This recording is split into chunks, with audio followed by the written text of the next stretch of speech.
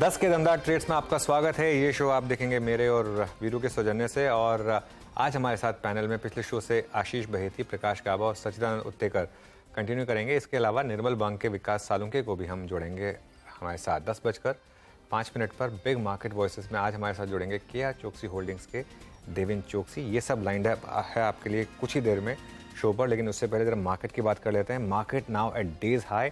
Nifty अब 19,425 पर ध्यान रखिएगा। 19,451 अगर क्रॉस हुआ तो एक बड़ी कवरिंग की पॉसिबिलिटी है। 19,373 आज का लो, तो उस जोन को एकदम रिस्पेक्ट करता हुआ जो हमारी आज मॉर्निंग कमेंट्री थी उस हिसाब से एग्जैक्टली उस लो को प्रोटेक्ट करते हुए, और वो एक्यूमुलेशन जोन था 19,350 के करीब, और बाय जोन था जो SGX जो गिफ्ट निफ्टी बता रहा था। हायर लेवल पर पहला रेजिस्टेंस आएगा आपका 19,434 से 19,450 पर। उस जोन में अब हम बढ़ रहे हैं। बैंक निफ्टी भी अब ग्रीन में आ रहा है। और आज जो क्लियरली स्टॉक्स फोकस में रहे हैं उनमें ऑयल मार्केटिंग कंपनीज, अब IOC, HPCL, BPCL तीनों डे हाई पर, शानदार मूव्स यहाँ पर। उसके अलावा हीरो मोटोकॉर्प में अभी एक शानदार मूव की शुरुआत हुई है। यहाँ पर एक अच्छा मोमेंटम इस समय 3200 क्रॉस करता हुआ हीरो मोटोकॉर्प, ये एक इंटरेस्टिंग मूव रहा है। और उसके अलावा आज मूव्स रहे हैं आपके बंधन बैंक में, डिक्सन टेक, एक्साइड, काफ़ी स्टॉक्स, रिलायंस ने आज काफ़ी अच्छा आउट परफॉर्म किया। लेकिन आज की theme once again broader market. कल की बड़ी रैली के बाद आज फिर मिड कैप इंडेक्स शानदार आउट परफॉर्मेंस के साथ वीरू, और 2.5:1 की एडवांस डिक्लाइन, मतलब आज स्टॉक ट्रेडर्स के लिए एक अच्छी खासी फील्ड है। और मार्केट को ग्लोबल क्यूज से आजकल रत्ती भर फर्क नहीं पड़ रहा। बिल्कुल मार्केट जैसे कहते हैं ना, चाइना, एशिया, US कुछ भी करें, हमारी मार्केट अपनी एक अलग ट्रेजेक्ट्री में। जी हाँ, सबसे अछूते हम। और IOC, HPCL दोनों आपके स्क्रीन पे डे हाई पर। IOC एट 99 इस दौर का हाईएस्ट क्लस्टर, HPCL आपके स्क्रीन पे 300 इस दौर का हाईएस्ट क्लस्टर। आज स्पॉटलाइट में जिक्र किया गया था इन स्टॉक्स का। हीरो भी आज अनुज से संबंधित है। अनुज, आपसे संबंधित मान के चलता हूँ मैं। नहीं, हीरो उसके बाद आज रियल स्टेट में काफी स्ट्रॉन्ग मूव है। हाँ, नहीं हीरो हमने मेंशन किया था वीरू सुबह। आज हमने सुबह एक्चुअली बिग स्टॉक्स में ना, हमने आज सिर्फ सेक्टर एनालाइज किया था हमने पूरा का पूरा। हाँ। उसमें मैंने ये एक्सप्लेन किया था कि क्यों अभी भी हीरो मोटोकॉर्प जो है वो टॉप ऑफ द रेडार पर रहने वाला है, वो पैकिंग ऑर्डर में रहने वाला है फंड मैनेजर्स के। जी आपकी स्क्रीन पे। और उसके बाद देखिए आप क्या क्या परफॉर्म कर रहा है। और रिलायंस इटसेल्फ याद रखिएगा with the highest contribution in index at 2636। याद रखिएगा ये अपनी वो 4 जुलाई की कैंडल के बाइसेक्ट के हाई को बाइसेक्ट करने की तैयारी करता हुआ। That's good. याद रखिएगा मैं टिप्पणी जो कर रहा हूँ वो इंडेक्स के प्रोस्पेक्टिव से कर रहा हूँ। कोई भी अगर आप इसमें व्यू ले पा रहे हो तो आई थिंक एक एक्सटेंडेड स्कीम आपकी स्क्रीन पे आएगा। इस चैनल का स्वामित्व प्रबंधन रिलायंस इंडस्ट्रीज होल्ड करते हैं। मात्र इंडेक्स के प्रोस्पेक्टिव से मैं ये बातचीत कर रहा था।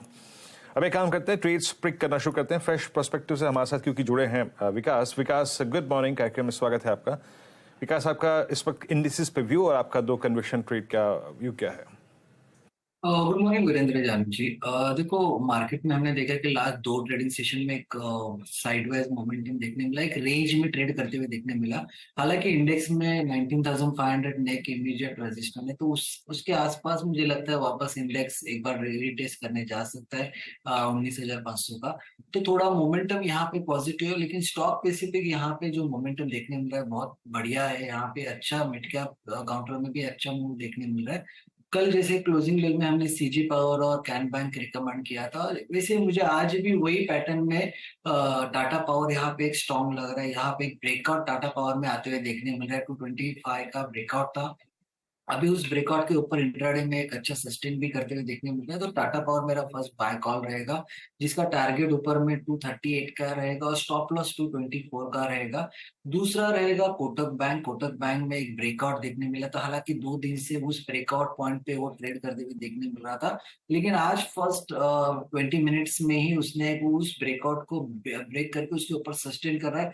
तो कोटक बैंक सेकेंड रहेगा। यहाँ पे जो टारगेट निकल के आ रहे हैं वो 1930 1940 के आसपास के टारगेट कोटक बैंक में आते हुए देखने मिल सकते हैं। नीचे में जो सपोर्ट देखने मिल रहा है वो 1840 का है। तो 1840 के सपोर्ट से यहाँ पे कोटक बैंक को बाय करना है, जो 1940 के आसपास के टारगेट यहाँ पे मुझे लगता है इंटैक्ट करते हुए देखने मिलेगा। और टाटा पावर मुझे लगता है कि 238 के आसपास के टारगेट वहां तक एक पॉजिटिव रुझान देखने मिल सकता है। तो दोनों भी इंडेक्स, दोनों भी काउंटर में एक अच्छा मोमेंटम कैरी होते हुए देखने मिल रहा है और दोनों में भी सेम ब्रेकआउट पॉइंट यहाँ पे नोटिस किए डेली चार्ट पे, तो मुझे लगता है एक अच्छा मोमेंटम इन दोनों काउंटर में आते हुए देखने मिल सकता बिल्कुल कोटक महिंद्रा बैंक मेरी नज़र बार बार ऑयल मार्केटिंग कंपनीज पर जा रही है। एक बार जरा फिर से लेकर आइए तीनों स्टॉक्स, अच्छे मोमेंटम यहाँ पर इस समय HPBP IOC में आज का स्पेस ऑफ द डे। चलिए अब गाबा सर आपकी फ्रेश कॉल्स इस समय की।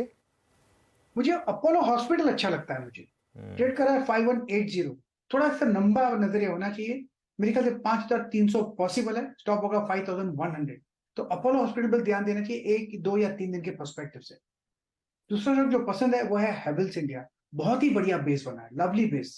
ब्रेकआउट मिला है 1200 के 1300 के आसपास, बस 1290 का स्टॉप लगा अगर चले तो मुझे लगता है ये 1360 तक जा सकता है। 1350 1360 जोन्स हेवल्स इंडिया। सचिन बहुत सही समय पर आपने वो हीरो का ब्रेकआउट पकड़ा 3200 क्रॉस करता हुआ। आपकी अब फ्रेश ट्रेड्स क्या होंगी इस समय की? अनुज जी, आई थिंक ऑलमोस्ट जितने मैंने स्टॉक्स निकाले थे दोनों पैनलिस्ट ने कवर कर दिए। इनफैक्ट केबल्स भी हमने हमारे क्लाइंट्स को रेकमेंड किया। अपोलो हॉस्पिटल में ऑलरेडी एक ट्रेड ऑनगोइंग है एंड मुझे लग रहा है अभी यहाँ पर ध्यान थोड़ा सा फार्मा सेक्टर पे ही देना चाहिए। लालपात लैब्स ऑलरेडी हमने कवर किया है, बट मुझे लग रहा है यहाँ पर सन फार्मा में भी जो एक कंसोलिडेशन हो रहा है वो थोड़ा सा हेल्दी है। एंड जिस तरीके से लगभग इसने अपना 5 डे एक्सपोनेंशियल मूविंग एवरेज के ऊपर की चाल मेंटेन रखी है, तो मुझे लग रहा है एक अच्छा एक्सपेंशन यहाँ पर भी नजर आना चाहिए। इंट्राडे के लिहाज से मुझे लग रहा है एक छोटा सा हर्डल है 1060 के आसपास का। अगर ये पार हो जाता है तो लगभग अराउंड 1085 के आसपास के स्विंग्स बन सकते हैं। तो यहाँ पर सन फार्मा में खरीदारी करने की सलाह होगी 1045 के स्टॉप लॉस के साथ। एंड फ्रेश मुझे लग रहा है यहाँ पर जिस तरीके से मोमेंटम बन रहा है वापस, जो सेक्टर रोटेशन हो रहा है वहां पर मुझे लग रहा है प्राइवेट बैंक्स में ICICI बैंक का कल का डेटा काफी शानदार था। एंड यहाँ पर भी मुझे लग रहा है अभी तक तो जिस तरीके से डेटा है फॉलो थ्रू एक्शन काफी शानदार है। तो 960 के स्टॉप लॉस के साथ थोड़े से लॉन्ग कमिटमेंट्स यहाँ पर किए जा सकते हैं ICICI बैंक के फ्यूचर्स में। इंट्राडे के लिहाज से मुझे लग रहा है लगभग अगर ये मूव अच्छी तरह अनलॉक हो जाती है तो 978 के आसपास के स्विंग्स बन सकते हैं। तो खरीदारी करनी है ICICI बैंक में एंड सन फार्मा के फ्यूचर्स में। ओके, सन फार्मा वाकई बहुत स्ट्रॉन्ग और आपकी स्क्रीन पे डे हाई के क्लस्टर में आके ट्रेड करता हुआ। और ये जो इस दौर की मतलब पिछले 5-7 सेशन की जो कैंडल है हाईएस्ट, उसका जोन है करीब करीब 1052-53। लेट्स सी क्या करता है। ICICI बैंक आपने अपनी कॉल में शुमार किया, दैट्स गुड, लेकिन इसका एक एडवांटेज जो निफ्टी बैंक को मिलना चाहिए था वो अब तक फॉर द टाइमिंग नहीं मिल पाया है, just because HDFC bank decisively back foot पे 1664। बट मैं यहाँ पे HDFC बैंक का जिक्र इसलिए कर रहा हूँ क्योंकि एक पॉइंट है। HDFC बैंक में मूव आया था 16 जून से। 16 जून का लो एग्जैक्टली 1590 200 डे एक्सपोनेंशियल एवरेज था। डायरेक्टर साहब कैंडलस्टिक चार्ट पे 200 डे ड्रॉ कर दीजिएगा। उसके बाद इसने 3 जुलाई को हाई क्रिएट किया 1759। उस रिट्रेसमेंट के बाद अगर स्टॉक अपने 20 डेमा को छूने जा रहा है तो 20 डेमा परसिस्ट करता है 1659 पे। आशीष बहती जी, HDFC के लिए ये 1660 1659 कितना महत्वपूर्ण होगा, इस पे टिप्पणी और आपके 2 ट्रेड्स। जी वीरेंद्र जी, जिस आपका चार्ट स्ट्रक्चर बना हुआ है HDFC का, थोड़ा सा एक प्रॉफिट टेकिंग जरूर देखने मिली है। स्टॉक अपने 20 डेमा के पास आ रहा है। हमें लगता है कि थोड़ा सा 20 डेमा के पास एक अच्छी बाइंग अपॉर्चुनिटी बन सकती है। तो 1655 जो लेवल है वहां पे अगर स्टॉक मिलता है तो जरूर एक पोजीशन बनाने की सलाह है by keeping a stop loss of 1640। मुझे लगता है कि उस लेवल से वापस एक बाउंस बैक देखने मिल सकता है जो कि 1700 तक के लेवल्स इसमें दिखा सकता है। मेरी जो अभी के 2 स्टॉक्स रहेंगे उसमें पहला रहेगा मदरसन। कल का एक बहुत अच्छा मूव, ब्रेकआउट मूव के बाद आज वापस फॉलो थ्रू बाइंग इसमें बहुत अच्छी देखने मिल रही है। मुझे लगता है कि अभी स्टॉक तैयार है 95 के फर्स्ट टारगेट को अचीव करने के लिए। जो स्टॉप लॉस मेंटेन करना है 90 रुपीज का और इसमें खरीदारी की सलाह है। दूसरा जो स्टॉक हमें अच्छा लग रहा है वो सिंजीन का। इसमें भी काफी अच्छा चार्ट स्ट्रक्चर लग रहा है और जिस हिसाब से ब्रेकआउट देखने मिला है सिंजीन में, लगता है कि ये 780 तक के लेवल्स दिखा सकता है। जो स्टॉप लॉस इसमें मेंटेन करना है वो 755 का स्टॉप लॉस एक मेंटेन करे। मार्केट मार्केट मार्केट एक बार जरा मार्केट लेकर आइए फिर से। और क्या शानदार, आज मार्केट ने फिर आपको ब्यूटीफुल सेटअप से रिवॉर्ड किया और लोअर लेवल से बाइंग और अब 19,440। ध्यान रखिए अगर आप डे ट्रेडर हैं तो 19,451 तक का जोन है जो थोड़ा सा प्रॉफिट टेकिंग का जोन है। लेकिन अगर 19,451 क्रॉस होगा तो फिर वो जो 19,400 19,450 का कॉल राइटर है वो ट्रबल में आएगा। हालांकि 19,500 के कॉल राइटर को ट्रबल में आने में अभी भी टाइम है। लेकिन अच्छे मूव्स यहाँ पर इस समय मार्केट में बन रहे हैं। और एक बार आज रिलायंस का तड़का है मार्केट में, एक बार निफ्टी का कंट्रीब्यूशन लेकर आइए। आज तो खैर ये पूरी की पूरी कमान जो संभाली मार्केट की वो संभाली रिलायंस ने। 2 दिन के कंसोलिडेशन के बाद निफ्टी पर ये बाय द वे नया शिखर। और रिलायंस 40 पॉइंट का कंट्रीब्यूशन 45 पॉइंट में से सिर्फ रिलायंस की वजह से आ रहा है। और यहाँ पर एक अच्छा मोमेंटम। और मिड कैप मार्केट देखिए, मिड कैप मार्केट में शानदार मोमेंटम इस समय। सचिन, रिलायंस पर आपके टारगेट सारे मीट हुए थे, हमने डिस्कस भी किया था, लेकिन ये क्या बड़ी तेजी के लिए तैयारी कर रहा है? अब मैं डे ट्रेड के हिसाब से नहीं बात कर रहा हूँ यहाँ पर, पोजिशनल।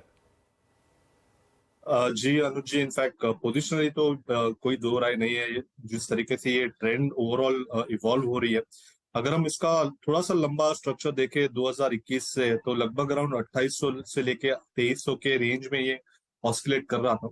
एंड जिस तरीके से इसने ये रिबाउंड दिया है, अपने मिड पॉइंट्स को के आसपास वापस एक बेस बनाया है, तो मुझे लग रहा है काफी अच्छा चांस है कि 2800 के आसपास के स्विंग्स भी इस लगभग अगस्त के पहले मुझे लग रहा है मीट हो जाने चाहिए। तो वीकली चार्ट्स तो काफी स्ट्रांग है, एंड डेली चार्ट्स पे भी जिस तरीके से वापस एक कंटिन्यूएशन पैटर्न है कैंडलस्टिक्स में, एक काफी रेयर कंटिन्यूएशन पैटर्न जिसे हम राइजिंग ट्री फॉर्मेशन बोलते हैं, तो ये वापस एग्जिबिट ही कर रहा है कि जो ट्रेंड बरकरार है वो ट्रेंड में काफी स्ट्रेंथ है।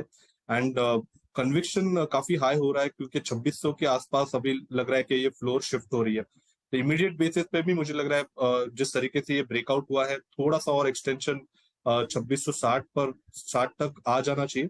बट पोजिशनली मुझे लग रहा है 2800 के टारगेट के लिए अभी भी लॉन्ग्स ऐड किए जा सकते हैं। स्टॉप लॉस यहाँ से काफी नीट एंड क्लीन है 2580 का। सो जरूर अपने पोर्टफोलियो में रिटेन करने की सलाह होगी रिलायंस से। ओके, अच्छा एक और ट्रेड डिस्कस कर लेते हैं, फिर हम बिग मार्केट वॉइसेस की तरफ बढ़ेंगे। एक बार जरा चार्ट लेकर आइए आप पिडिलाइट का। पिडिलाइट ने लगातार अंडर परफॉर्म किया है, लेकिन पिछले 2-3 दिन से यहाँ पर थोड़ा सा ट्रैक्शन बन रहा है पिडिलाइट। एक बार उसका चार्ट देख लेते हैं। हाँ, पिडिलाइट इस समय यहाँ पर कोई व्यू होगा क्या गाबा सर? बहुत बढ़िया चार्ट है, बिल्कुल 3 दिन से एक अप्पू मिला है, ट्रेड कर रहा है 2635 पर पिडिलाइट, स्टॉप होगा 2620। ये लगता है 2670 2680 ये एक जोन है, वहां तक जा सकता है। Beautiful trade Pidilite. पिडिलाइट आपके स्क्रीन पे डे हाई की ट्रैजेक्टरी में आके ट्रेड कर रहा है, शानदार मूव यहाँ पे। उसके बाद जरा एक बार आप पीएफसी लेके आइए। पीएफसी आरईसी का क्या है इस वक्त रुझान? पीएफसी आपके स्क्रीन पे 225। एक जरा सा आउटलुक लेते हैं इस पे। पीएफसी पे सचिन क्या व्यू होगा? It's an all time high trajectory, आपको रीसेंट प्राइस को रीड करके ही ऊपर के प्रोजेक्शंस निकालने पड़ेंगे। बट फाइनली लग रहा है कि वो जो छोटी सी एक राइजिंग चैनल परसिस्ट कर रही है पिछले 5 सेशन में, उससे भी इजेक्ट करने की तैयारी करता हुआ, आपका व्यू क्या है इस पे? वीरेंद्र जी, यहाँ पर अगर ऑप्शन क्लस्टर देखें तो 230 के आसपास थोड़ा सा एक हर्डल नजर आ रहा है। बट इमीडिएट बेसिस पे जिस तरीके से ये फ्लोर शिफ्ट हो रहे हैं, लगातार अपने higher top higher bottom sequence को इसने मेंटेन किया है। And despite of the fact कि 160 से लेके 230 तक की जो रैली हुई है, उसमें रिलेटिव स्ट्रेंथ में कहीं पर भी डाइवर्जेंस नहीं है। तो मुझे लग रहा है ये जो ट्रेंड है ये बरकरार ही रहनी चाहिए। And previous day swing low को मुझे लग रहा है एक स्टॉप लॉस के नजरिए से देखना चाहिए। तो 220 के स्टॉप लॉस के साथ अभी भी इसमें लॉन्ग पोजीशंस रिटेन करने की सलाह होगी। 230 का जैसे ही हर्डल निकल जाता है, तो मुझे लग रहा है स्टॉक में वापस एक फ्रेश मोमेंटम बन सकता है। वीकनेस कहीं पर भी नहीं है। स्टॉप लॉस ट्रेलिंग करते रहिए, एंड ब्रेकआउट हो जाता है तो मोमेंटम पे और पोजीशंस ऐड करने की सलाह होगी। ओके, चलिए अब काम करते हैं बिग मार्केट वॉइसेस में। आज हमारे साथ केआर चोकसी होल्डिंग्स के देवेन चोकसी जुड़ गए हैं। देवेन जी, गुड मॉर्निंग, बहुत बहुत शुक्रिया जुड़ने के लिए हमारे साथ। आज मार्केट इस समय एकदम वन वे रैली में, और इस मार्केट में अब आपका व्यू क्या होगा? आप क्या रिटेल इन्वेस्टर्स जिसने इस पूरी रैली को अच्छे से अप्रोच किया, डरा नहीं करेक्शन में, डरा नहीं एफआई की सेलिंग से, एसआईपी नहीं तोड़े, लगातार बाइंग कंटिन्यू की, और पहली बार शायद हमारी हिस्ट्री में रहा होगा कि एक रिटेल ने पूरी रैली में पार्टिसिपेट किया है। अब आपका व्यू क्या होगा?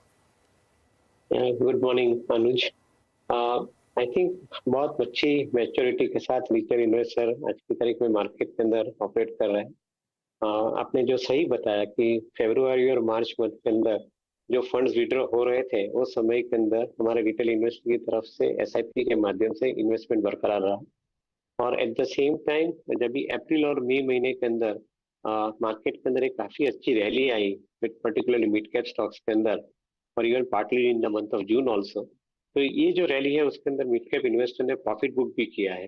आई थिंक एक बहुत बड़ी मैच्योरिटी का कारण है कि आप नीचे के टाइम के अंदर मार्केट में डगे नहीं हो, लिए भी माल परचेज भी किया, इन्वेस्टमेंट भी किया है, और जब भी मार्केट के अंदर प्रॉफिट बुक करने का अवसर आया तो आपने प्रॉफिट भी बुक किया है।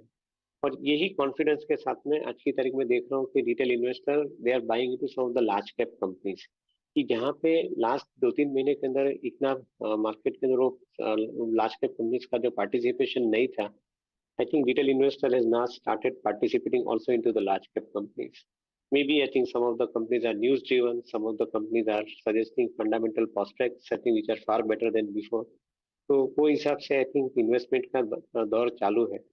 मेरा ऐसा मानना है कि global investors and retail investors put together, I think the larger preference would be on to the bigger companies at least to begin with, क्योंकि आई थिंक यहाँ तक मैं देख रहा हूँ, I think some of the bigger companies are showing the signs of a much bigger picture as far as their profits are concerned in current year and the next year, be it Hindustan Lever, be it Reliance, be it I think even HDFC Bank combined, similar such kind of business के जहाँ पे I think आगे का दौर जो है वो profit का ग्रोथ का दौर बहुत सुरक्षित और बहुत बड़ा दिख रहा है। तो I think that is where the participation is coming in a big way.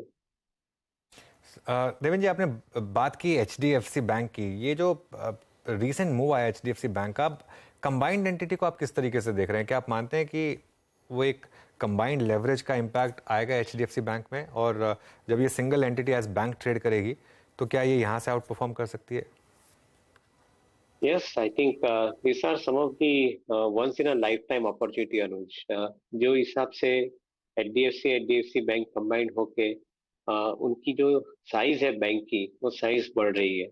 I think the combined AUM of around 20 to 23 lakh crore in current year, reaching up to 45-50 lakh crore at the rate of 20% growth in next 4.5 years. I think he's suggesting that I think this bank will probably will go miles before I think it starts giving a moderate growth.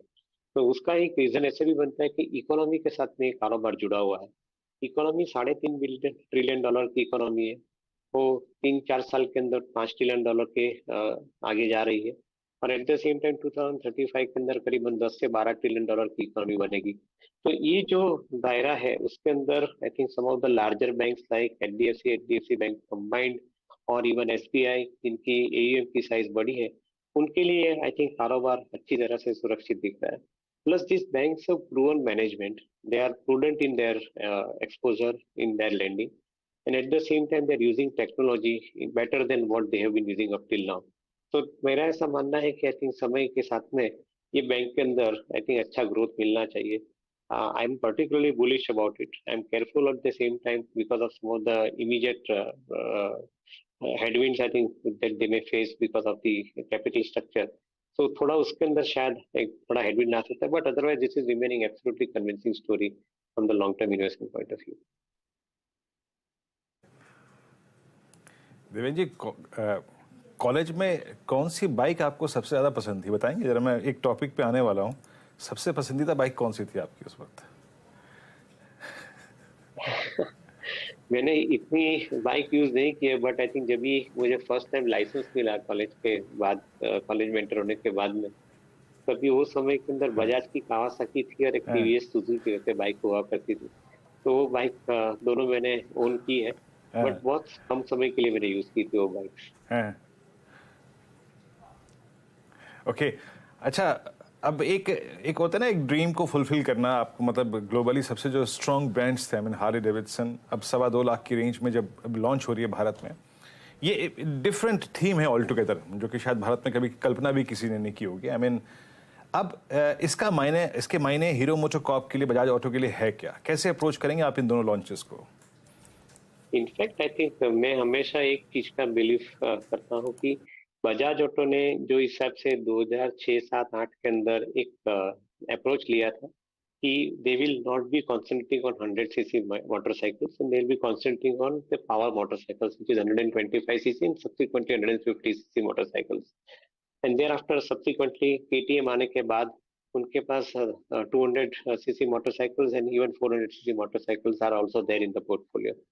तो मेरा ऐसा मानना है कि जैसे जैसे road बनते गए, जैसे जैसे इंडिविजुअल के हाथ में स्पेंडिंग पावर बढ़ता गया, जैसे बैंक के रेट कम होते गए, तो शायद ये एक चीज संकेत दे रही थी कि I think the powerful bikes are there to give the larger growth to the companies. ये बाइक वॉल्यूम के साथ में नहीं ग्रोथ है, but at the same time values के साथ में बहुत अच्छी तरह से ग्रोथ है as far as balance sheets are concern. So that is what also we have seen in case of Bajaj. For 15 years, I think they have been demonstrating sustainable higher margins in this particular bikes. अभी ये समय जो आ रहा है, hardly deviation का आ रहा है या ट्रायम्फ का आ रहा है या हक्सवाला बजाज की जो बाइक लॉन्च हो रही है, पहले केटीएम हुई थी, ये सब जो बाइक है, this are basically I think positioning themselves into much larger brackets. वहाँ पे वॉल्यूम कम रहेगा, but at the same time they will be high value and they will be highly profitable vehicles. I would remain particularly very bullish about the strategy of Bajaj, because at the far end they are having Husqvarna, then they would have Triumph, and then they are having KTMs, and then the Pulsars and the Discovers. So जो market को जो category चाहिए, 4 या 5 category, ये सब category के अंदर Bajaj is remaining present and with a good amount of clarity. I would remain relatively more bullish about the prospects of Bajaj Auto at this point of time. Okay, मतलब बिल्कुल clearly अगर आप देखें, clear thoughts से आपके Bajaj auto पे आप super bullish हैं, उनकी स्ट्रेटजीज और आई थिंक उनके प्रोडक्ट लॉन्चेस से।